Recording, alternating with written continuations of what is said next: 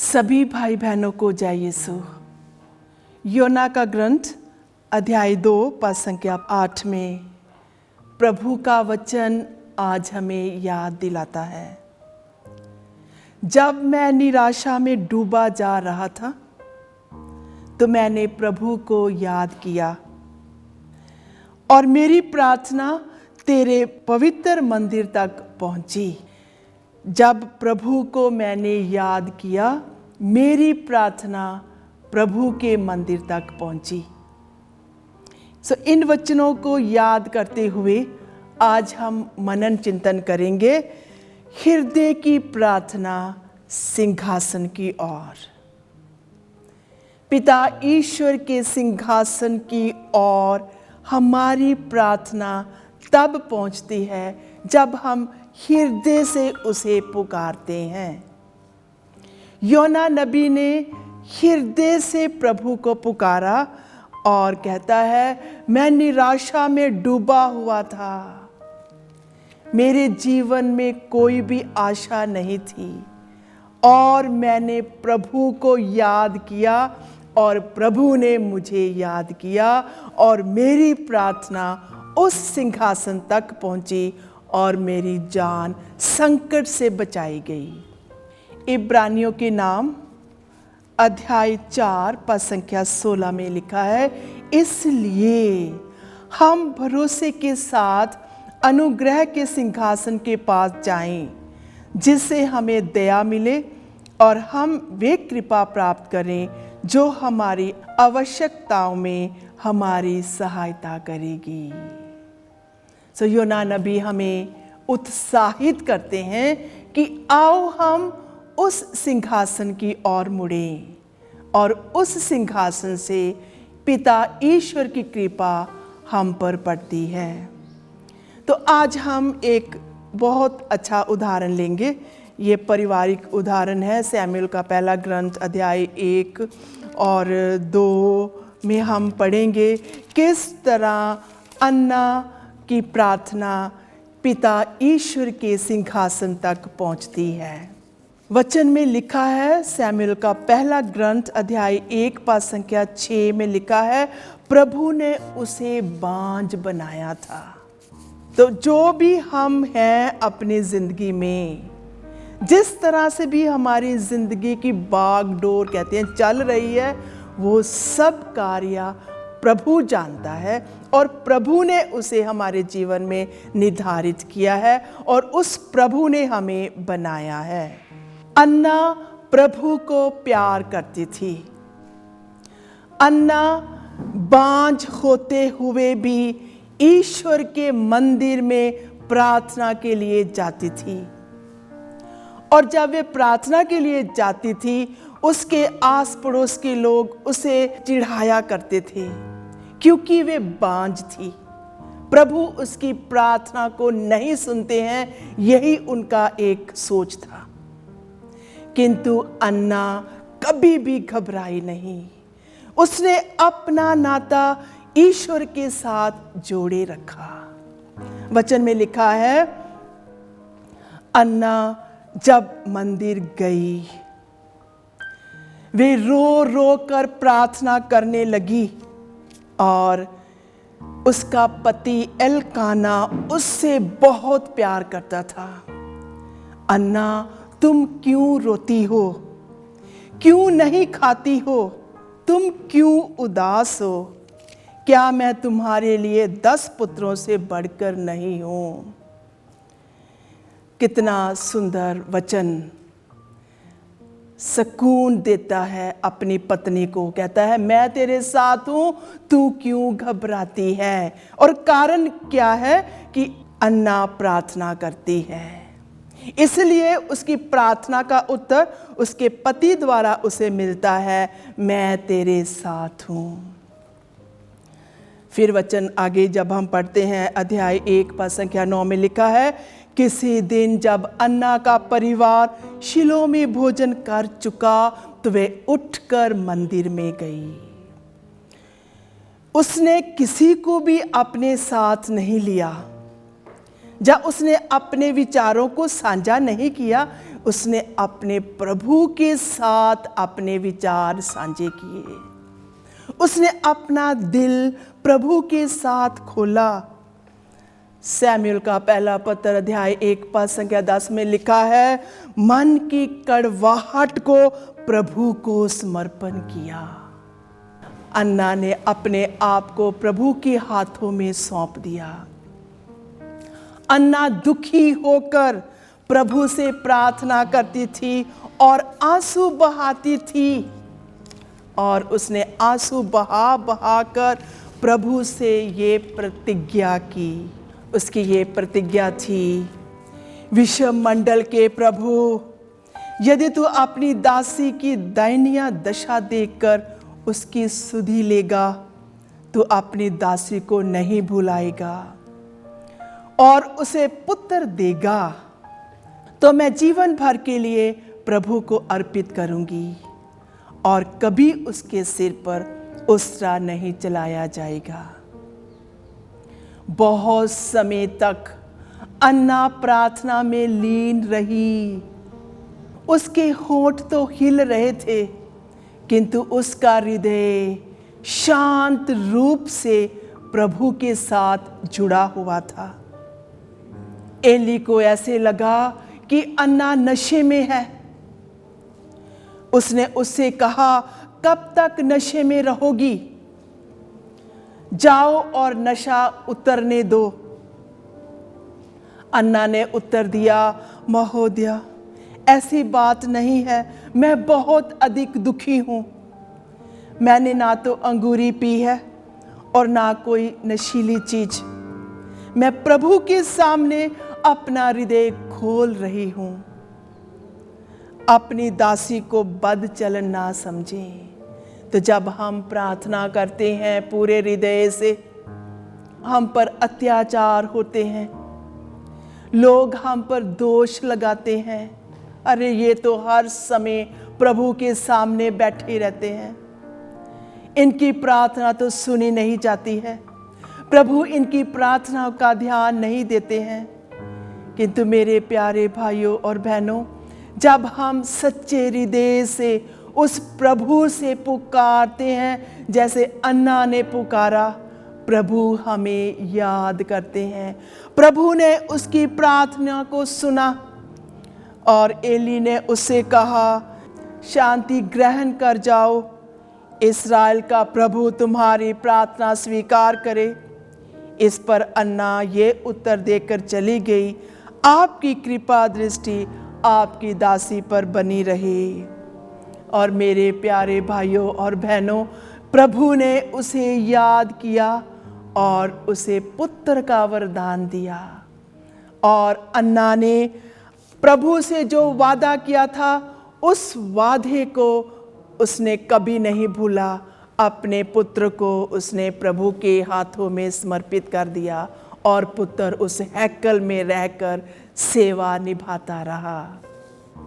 अन्ना का भजन, अन्ना की आत्मा खुशी से प्रफुल्लित हो गई, क्योंकि उसकी प्रार्थना, हृदय की प्रार्थना पिता ईश्वर के सिंहासन तक पहुंच गई। अन्ना ने इस प्रकार प्रार्थना की, मेरा हृदय प्रभु के कारण आनंदित हो उठा। मुझे अपने प्रभु से बल मिलता है। जब हम अपने हृदय से प्रार्थना करते हैं, अपना ध्यान उस प्रभु की ओर लगाते हैं, प्रभु हमें बल देता है और हर प्रकार के दोषों से, संकट से, बीमारियों से, परेशानियों से हमें मुक्त करता है और अपने बल से हमें चिरजीव बनाता है।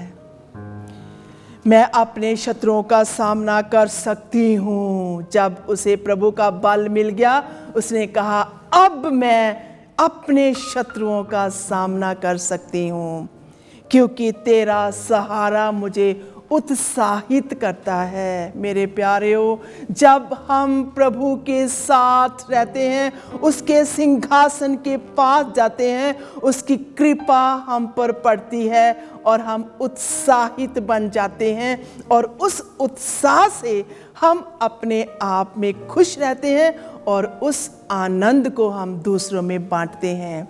अन्ना कहती है, प्रभु जैसा कोई पावन नहीं, तुझे छोड़कर कोई नहीं, हमारे ईश्वर जैसी कोई चट्टान नहीं।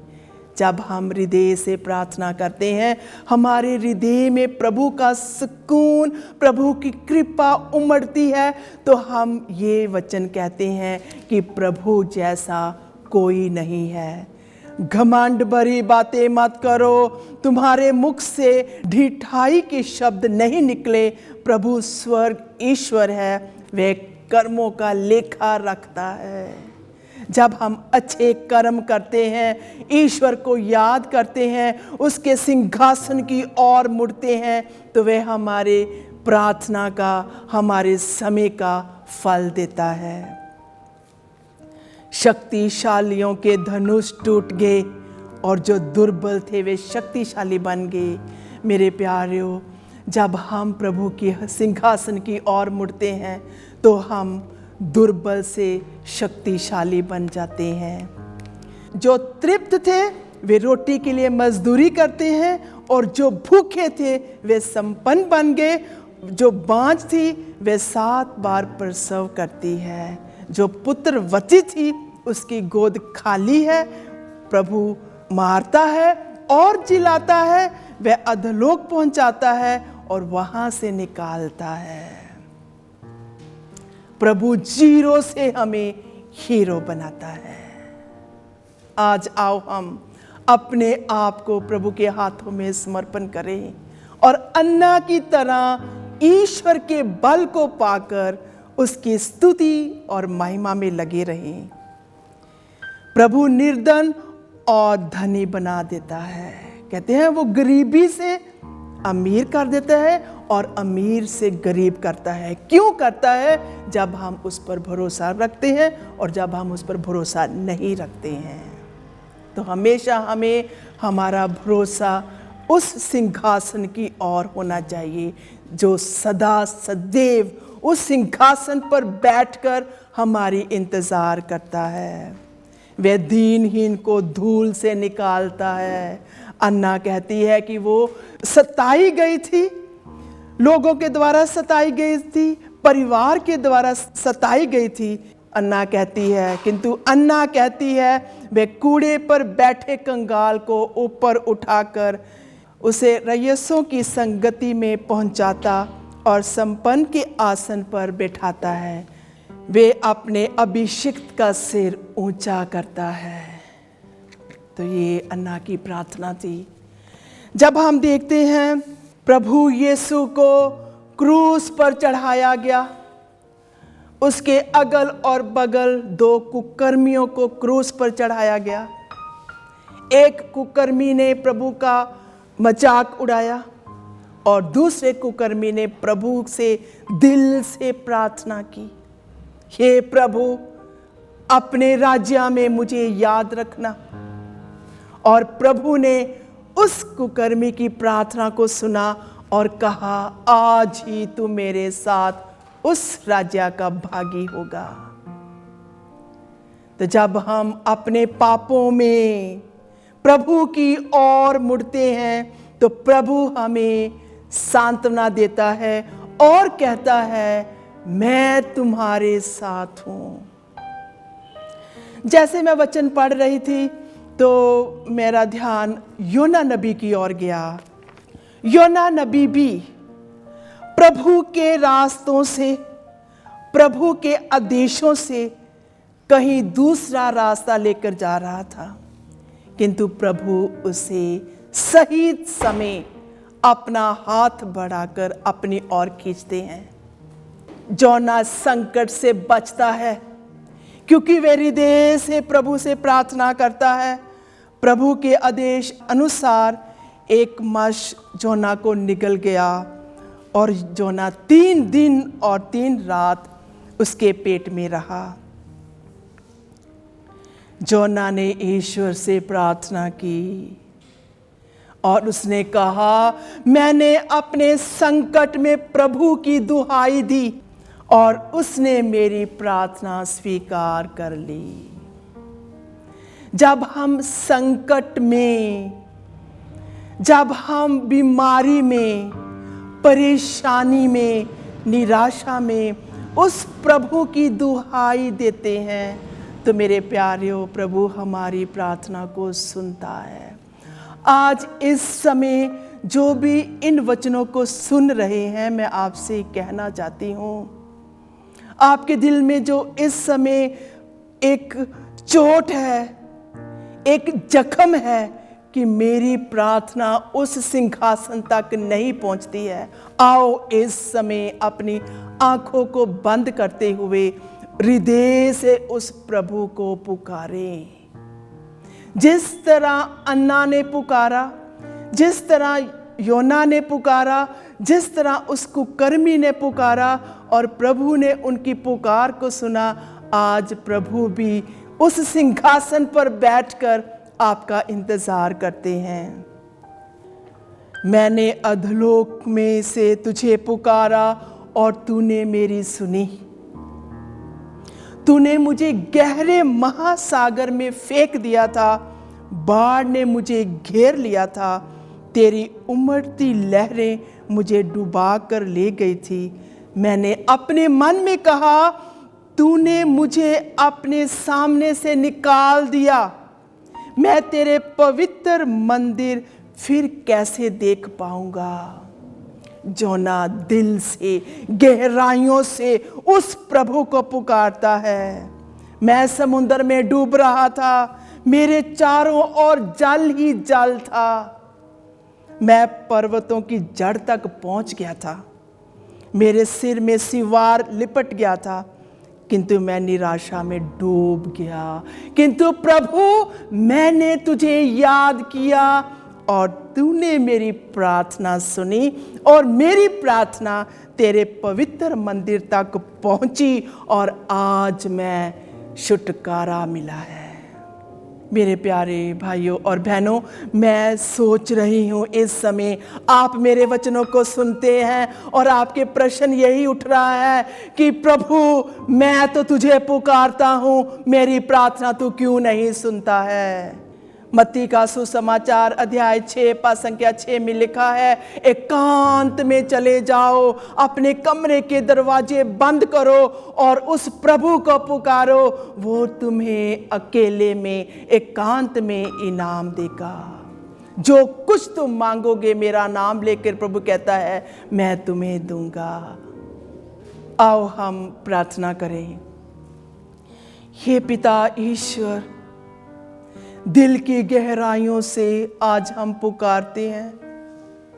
दिल की गहराइयों से मैं इन सब तेरे बेटे बेटियों को तेरे सामने समर्पित करती हूँ, जो तुझे प्यार करते हैं, किंतु इनके प्यार की कमी में प्रभु अपने प्यार से इस कमी को पूरा कर, ताकि ये भी तेरे प्यार को जाने और जिस तरह योना नबी, अन्ना और कुकर्मी जो संकट में थे, उन्होंने गहराइयों से तुझे पुकारा, तेरे लोग तुझे पुकारें।